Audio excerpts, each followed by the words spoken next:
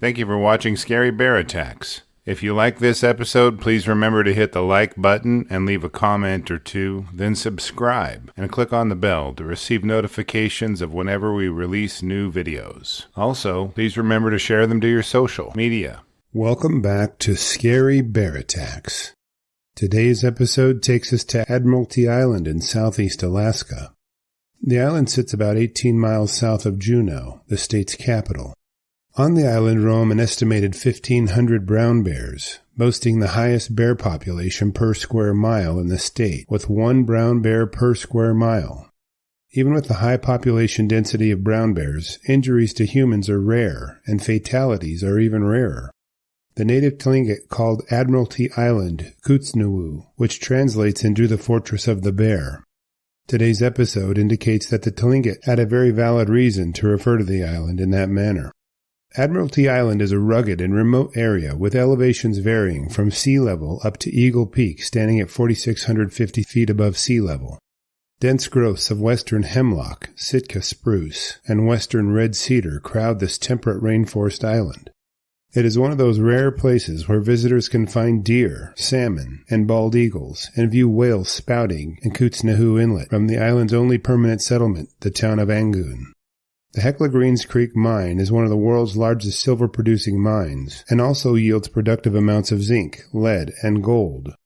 It is an underground cut-and-fill operation, which means a layer of ore body is mined and target ore is removed from it. Afterward, the mined ore is placed back in the hole to support layers above, while the next layer is mined. This process repeats as the hole proceeds deeper into the mine area. At Greens Creek, Hecla practices green mining policies, which focus on restoration of environmental conditions to similar conditions as before the mine started. After graduating from high school in Hollis, Oklahoma, 18-year-old Anthony David Montoya had headed up to Admiralty Island after receiving and accepting a job offer from Coeur d'Alene, Idaho-based Timberline Drilling Company. Anthony would be helping collect core samples at Greens Creek Mine and would be working on a remote work site only accessible by helicopter. Anthony was a lively and energetic young man who always presented a smile. He was a little man who was protected by his larger teammates whenever he managed to get some cleanup minutes in the football team. They affectionately nicknamed Anthony Sharkbait, given he was such a small guy. He was known for masking his struggles by joking and making his friends laugh with his antics. His mother had passed away the prior June, and Anthony had dealt with hardship after hardship in his young life, but made sure you wouldn't know it by looking at him. He had worked as a ranch hand and at an auction house back in Hollis, where he was known for his work ethic. His 19th birthday was coming up on October 8th. The mining company had a long history of safety, and all employees received bear safety training, which educated them on bear behavior. The mine hadn't had a single bear-related injury since operations began in 1989. Topics like food and trash storage, bear behavior, and training on bear spray are emphasized in the safety courses. The company provides bear spray and trains personnel how to fire beanbags to frighten bears to keep workers safe. Just after 8 a.m. on Monday, October 1st, 2018, Montoya was working with a group of co-workers and reported that he needed to go to a water pump site a short distance away. He departed from the work site and the others continued performing their duties, expecting Anthony to return in a few minutes after checking the pump. Now, Anthony had already had a few frightening run-ins with brown bears in his short time at the mine. He relayed one such run-in to his friend Audrey Manny on a phone call home. Anthony stated that he was out at the site when he ran into a bear, or a bear ran into him. The bear closed the distance between it and Anthony to the point where Anthony decided he needed to run. This isn't the prescribed reaction to a bear confrontation, but given his youth and athleticism, and likely a lot of luck, Anthony fled through the bush, making it back to the site in safety, with the bear in hot pursuit.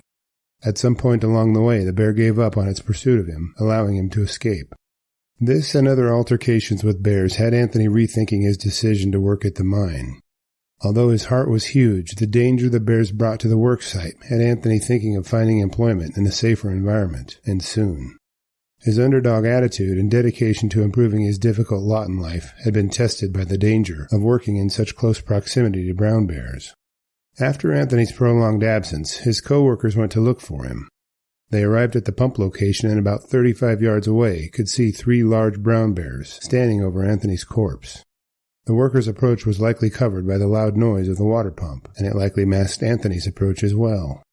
One of the workers, who was unnamed, shot all 3 bears before authorities could arrive. After dispatching the 3 brown bears, his co-workers approached his corpse and could see that the bears had fed on his body. He was clearly dead, and they could do nothing to save their friend, given the devastation to his body done by the feeding bears. After discovering Anthony's remains, mine personnel secured the area to preserve forensic evidence. They cooperated with federal and state authorities as the evidence was examined so that Anthony's death and the circumstances around it could be fully understood. His body was retrieved and taken to the Alaska State Medical Examiner's laboratory for an autopsy.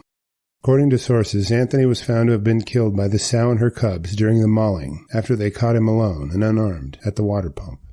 The loud noise of the pump created a situation which made a surprise run-in with the bears almost unavoidable. Though his specific injuries were not indicated in any source I could find, the short time frame tells us that his injuries were likely substantial. In many cases in which a bear attack victim dies within a 20-minute time frame or less, it is frequently due to a substantial injury to the neck or the head. Although Hecla had done everything possible to avoid such a tragedy, they broadened bear awareness and safety programs for their contractors and employees following Anthony's death. Many corporations in the mining industry are known for disregard for environmental and employee safety, but after reviewing their company report from 2018, I have to admit I'm impressed with their initiatives. I've linked to this report for your review in the video article below this episode. After reviewing the facts surrounding this episode, I'm left with a few questions for you. Would the construction of security fencing around work areas prevent further bear incidents for mine workers? Is it realistic to expect bears to avoid human conflicts with mineral extraction efforts in their habitat? Does the primitive and remote area that bears thrive in require human industry to yield to them, or is there a compromise that can be reached? I'll gladly read and respond to your thoughts, so please post them in the comment section below, and let's talk about it. Thank you for watching Scary Bear Attacks. If you've enjoyed this episode, please consider clicking on the like button and clicking on the bell icon. We'll help you know when we post our new episodes. Posting our video links to your social media profiles furthers awareness, and it's fun. We slashed our prices in our merch store, linked below, so check out the bargains there while you shop. As a member of our human community, remember to adventure bravely and be careful out there, especially in bear country.